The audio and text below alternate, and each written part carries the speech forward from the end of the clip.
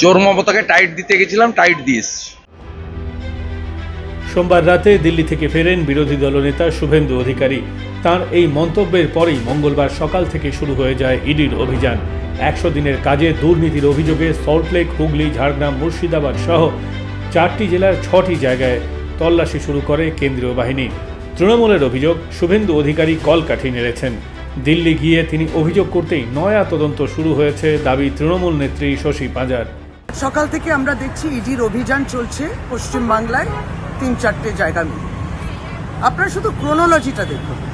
শুভেন্দু অধিকারী কালকে দিল্লি থেকে ধমকানি চমকানি দিয়েছে, বিভিন্ন নেতৃত্বের সঙ্গে দেখা করেছে, বিভিন্ন দফতরে গেছে এবং বিষয়বস্তুটা বলছেন না যে তার দেখা সাক্ষাতের মধ্যে কি আছে, কিন্তু এটা বলছে যে বাংলা দেখবে আগামী দিনে কি হতে চলেছে।